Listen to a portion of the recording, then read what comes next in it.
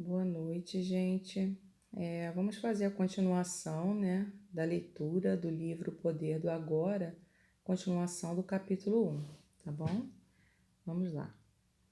Quando você diz ser, está falando sobre Deus? Se estiver, por que não diz expressamente? A palavra Deus tornou-se vazia de significado ao longo de milhares de anos de utilização imprópria. Emprego-a ocasionalmente, mas com moderação.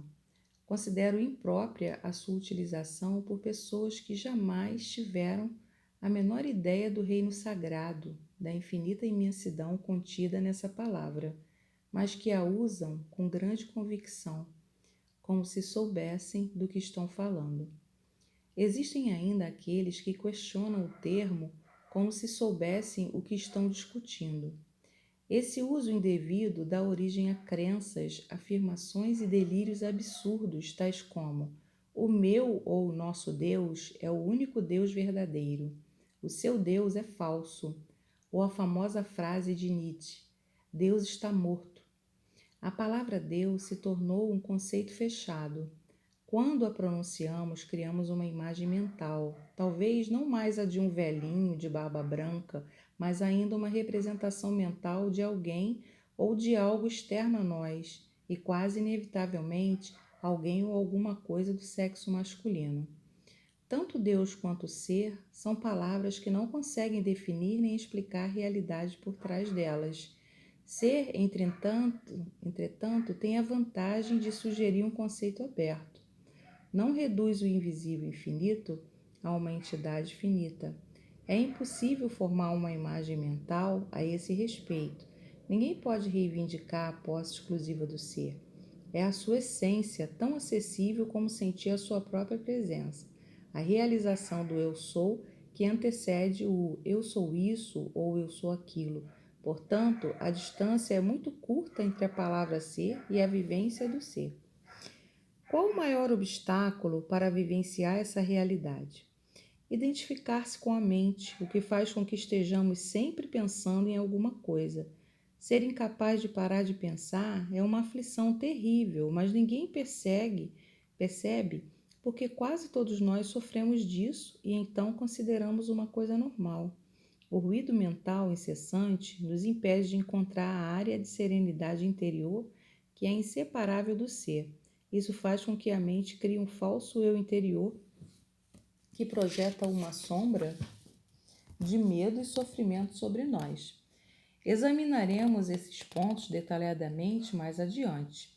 O filósofo Descartes acreditava ter alcançado a verdade mais fundamental quando proferiu sua conhecida máxima: penso, logo existo.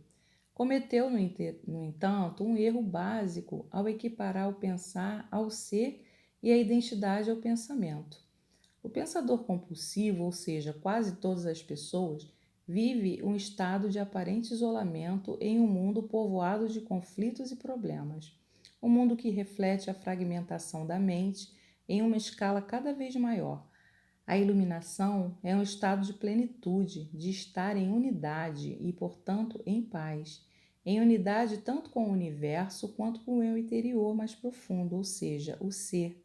A iluminação é o fim não só do sofrimento dos conflitos internos e externos permanentes, mas também da aterrorizante escravidão do pensamento. Que maravilhosa libertação! Se nos identificamos com a mente, criamos uma tela opaca de conceitos, rótulos, imagens, palavras, julgamentos e definições que bloqueia todas as relações verdadeiras.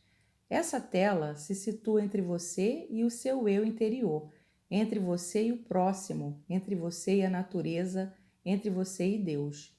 É essa tela de pensamentos que cria uma ilusão de separação, uma ilusão de que existe você e um outro totalmente à parte.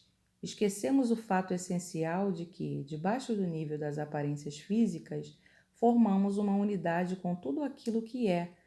Por esquecermos, quero dizer que não sentimos mais essa unidade como uma realidade evidente por si só. Podemos até acreditar que isso seja uma verdade, mas não mais a reconhecemos como verdade. Acreditar pode até trazer conforto, No entanto, a libertação só pode vir através da vivência pessoal. Pensar se tornou uma doença. A doença acontece quando as coisas se desequilibram. Por exemplo, não há nada de errado com a divisão e a multiplicação das células do corpo humano, mas quando esse processo acontece sem levar em conta o organismo como um todo, as células se proliferam e temos a doença. Se for usada corretamente, a mente é um instrumento magnífico. Entretanto, quando a usamos de forma errada, ela se torna destrutiva. Para ser ainda mais preciso, não é você que usa a sua mente de forma errada. Em geral, você simplesmente não usa a mente. É ela que usa você. Essa é a doença. Você acredita que é a sua mente. Eis aí o delírio. O instrumento se apossou de você. Não concordo muito com isso. É verdade que penso muito sem um objetivo definido, como a maioria das pessoas, mas ainda posso escolher como usar a minha mente para ter e conseguir coisas, e faço isso o tempo todo. Só porque podemos resolver palavras cruzadas ou construir uma bomba atômica não significa que estejamos usando a mente. Assim como os cães adoram mastigar ossos, a mente adora transformar dificuldades em problemas. É por isso que ela resolve palavras cruzadas e constrói bombas atômicas. Mas essas coisas não interessam a você.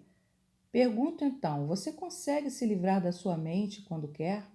Já encontrou o botão que a desliga? A ideia é parar de pensar completamente? Não, não consigo, a não ser por 1 ou 2 segundos. Então é porque a mente está usando você. Estamos tão identificados com ela que nem percebemos que somos seus escravos. É quase como se algo nos dominasse sem termos consciência disso e passássemos a viver como se fôssemos a entidade dominadora. A liberdade começa quando percebemos que não somos a entidade dominadora, o pensador. Saber disso nos permite observar a entidade. No momento em que começamos a observar o pensador, ativamos um nível mais alto de consciência. Começamos a perceber então que existe uma vasta área de inteligência além do pensamento e que este é apenas um aspecto diminuto da inteligência. Percebemos também que todas as coisas realmente importantes, como a beleza, o amor, a criatividade, a alegria e a paz interior, surgem de um ponto além da mente e quando começamos a acordar.